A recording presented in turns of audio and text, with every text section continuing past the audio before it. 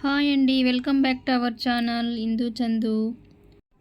ఎంతో టేస్టీగా ఉండే అనపకాయ గింజలతో సిర్రాకు ఫ్రై ఎలా తయారు చేయాలో చూద్దామండి. అనపకాయ గింజల్లో ప్రోటీన్స్, సిర్రాకులో ఫైబర్ ఉంటుంది కదా, ఇది హెల్త్కి చాలా మంచిది. సిర్రాకు తాలింపుకు కావాల్సిన ఇంగ్రీడియంట్స్ వచ్చేసి ఒక 5-6 తెల్లగడ్డ అంటే వెల్లుల్లి రెమ్మలు అన్నమాట, ఒక పెద్ద సైజు ఆనియన్, కొంచెం కరివేపాకు, 2 ఎండుమిరపకాయలు తీసుకోవాలన్నమాట. వెల్లుల్లి రెమ్మలు ఇలా కచ్చా పచ్చగా దంచేసుకోవాలన్నమాట. స్టవ్ మీద ప్యాన్ పెట్టుకొని ఇలా 2 టేబుల్ స్పూన్ ఆయిల్ వేసుకోవాలి.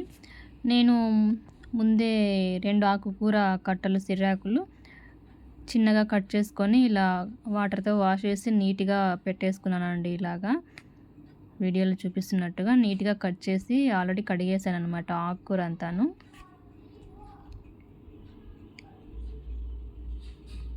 స్టవ్ మీద మనం ప్యాన్ పెట్టుకున్నాం కదా, ఈ ప్యాన్లో ఆయిల్ హీట్ ఎక్కిన తర్వాత 1 టేబుల్ స్పూన్ ఆవాలు, 1 టేబుల్ స్పూన్ జీలకర్ర వేసేసి ఇలా వెల్లుల్లి రెమ్మలు వేసి ఒక పెద్ద సైజు ఆనియన్ వేయాలండి. ఇలా ఫ్రై చేసుకున్న తర్వాత కొంచెం కరివేపాకు, ఎండుమిర్చి 2 తీసుకున్నాం కదా, అవి ఈ ప్యాన్లోకి వేసేసి ఫ్రై చేసుకోవాలన్నమాట. ఈ ఆనియన్ తొందరగా ఫ్రై అవ్వాలంటే కొంచెం సాల్ట్ వేసుకోవాలి. నేను కొంచెం సాల్ట్ వేస్తున్నాను. ఇలా ఫ్రై అయిన తర్వాత మనం ముందుగా కట్ చేసి పెట్టుకున్న సిర్రాకుని ఇలా ప్యాన్లోకి వేసేసి కొంచెం సాల్ట్ వేయాలి. మనం ఆల్రెడీ ఆనియన్స్లోకి ఫ్రై అవ్వడానికి కొంచెం సాల్ట్ వేసాం కదా, ఇక్కడ కూడా కొంచెం సాల్ట్ వేయాలి, ఎక్కువ వేయకూడదు ఆకుకూరలోకి. ప్యాన్ మీద ప్లేట్ పెట్టేసుకుందామండి. ఇక్కడ చూపిస్తున్న అనపకాయ గింజలు ఆల్రెడీ ఉడకబెట్టేసుకున్నానండి నేను. ఇవి 5 మినిట్స్ తర్వాత ఆకుకూర ఫ్రై అవుతుంది, మగ్గుతుంది అనమాట. ఈ మూత పెట్టి తీసేస్తే ఇలా వాటర్ వచ్చేస్తాయి. ఆకుకూరలోనే వాటర్ ఉంటాయండి, మనం మళ్ళీ వాటర్ పోయకూడదు.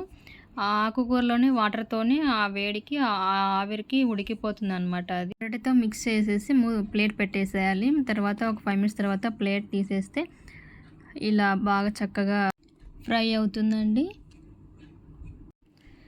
ఈ సిర్రాకు తాలింపు చేయడానికి ఎక్కువ టైం తీసుకోదండి, జస్ట్ 10 to 15 మినిట్స్ టైం పడుతుంది అంతేను.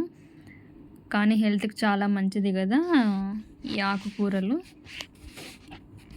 ఈ ఆకుకూర అంతా బాగా ఫ్రై అయిన తర్వాత వీటిలోకి అనపకాయలు ఆల్రెడీ ముందే ఉడకపెట్టేసుకున్నాం కదండి, ఈ అనప గింజలు వచ్చేసి యాడ్ చేద్దాం అనమాట. ఇవి ఆల్రెడీ ఉడికిపోయాయి కాబట్టి నేను ఇంకా ఉడికించిన అవసరం లేదు దీన్ని.